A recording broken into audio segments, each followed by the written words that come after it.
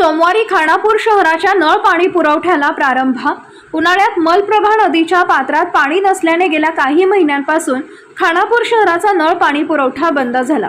मात्र जून महिन्यात पाऊस पडल्याने मलप्रभा नदीच्या पात्रात पाणी येताच सोमवार दिनांक 17 पासून खानापूर नगरपंचायतीच्या वतीने शहरातील नळ पाणी पुरवठ्याला चालना दिली।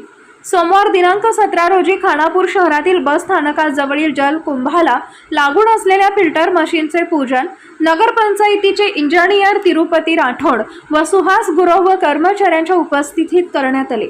यावेळी श्रीफळ वाढवून फिल्टरमधील मशीन सुरू करण्यात आले। यावेळी बोलताना इंजिनियर तिरुपती राठोड म्हणाले की गेल्या काही महिन्यांपासून शहरातील नळ पाणी पुरवठा बंद होता। काही ठिकाणी पाईपलाईन पाणी साचलेले असते, ते दूषित पाणी गेल्यानंतर स्वच्छ फिल्टर पाणी येणार आहे, तेव्हा येत्या 8 दिवसापर्यंत पाणी पिण्यासाठी वापरू नये। 8 दिवसानंतर फिल्टरचे स्वच्छ पाणी नळाद्वारे आल्यानंतर पिण्यासाठी वापरण्यात यावे, तोपर्यंत वापरासाठी नळाचे पाणी वापरावे असे आवाहन त्यांनी केले।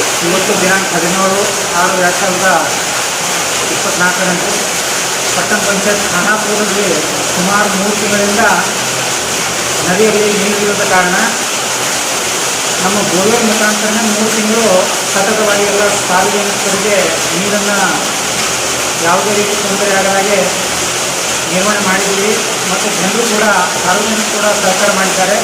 ಸೊ ಹಾಗಾಗಿ ಇವತ್ತಿನ ದಿವಸ ಫಿಲ್ಟರ್ ಬೆಡ್ಡು ಕೂಡ ಹೊಸ ಫಿಲ್ಟರ್ ಬೆಡ್ಡನ್ನು ಬದಲಾವಣೆ ಮಾಡಿ ಹೊಸ ಫಿಲ್ಟರ್ ಬೆಡ್ಡು ಯೂಸ್ ಮಾಡಿದ್ದೀವಿ। ಸೊ ಹಾಗೆ ಇವತ್ತಿನಿಂದ ಸತತವಾಗಿ ಕಂಟಿನ್ಯೂಸ್ ಆಗಿ ಜನರಿಗೆ ನೀರು ಕೊಡ್ತೀವಿ ಅಂತ ಹೇಳಿ ಭರವಸೆ ಕೊಡ್ತೀವಿ। ಮತ್ತು ದಯವಿಟ್ಟು ಸಾರ್ವಜನಿಕರು ಪೈಪಲ್ಲಿ ಹಳೆ ಪೈಪಲ್ಲಿ ಡಿಸ್ಟ್ರಿಬ್ಯೂಷನಲ್ಲಿ ಮೊದಲಿನ ಹಳೆ ನೀರು ಇರುವುದರಿಂದ ಸಾರ್ವಜನಿಕರು 1 ವಾರದ ಮಟ್ಟಿಗೆ ಕಾಲ ಯಾವುದೇ ರೀತಿಯಿಂದ ಈ ನದಿ ನೀರು ಬಿಡುವ ನೀರನ್ನು ಯಾವುದೇ ರೀತಿ ಕುಡಿಬಾರ್ದು, ಬಳಸಲಿಕ್ಕೆ ಮಾತ್ರ ಉಪಯೋಗ ಮಾಡ್ಕೋಬೇಕಂತ ಎಲ್ಲರಲ್ಲಿ ಕೆಲಸದಲ್ಲಿ ವಿನಂತಿಸ್ಕೊಳ್ತೀನಿ। ಆಮೇಲೆ 1 ವಾರದ ನಂತರ ನಾವೆಲ್ಲ ಟೆಸ್ಟ್ ಮಾಡಿಸಿ ಇಮಿಡಿಯೇಟ್ ಟೆಸ್ಟ್ ಮಾಡಿಸಿ ನಾವು ಹೇಳಿದ ಮೇಲೆ 1 ವಾರ ನಂತರ ಬಳಸ್ಬೋದು। 1 ವಾರದವರೆಗೆ ಬರೀ ಬಳಸಲಿಕ್ಕೆ ಮಾತ್ರ ಏನು ಮಾಡಬೇಕು, 1 ವಾರ ನಂತರ ಕುಡಿಲಿಕ್ಕೆ ಉಪಯೋಗಿಸುವಂತ ನಾನು ಎಲ್ಲ ಸಾರ್ವಜನಿಕರಿಗೆ ಕೇಳ್ಕೊಡ್ತೀನಿ।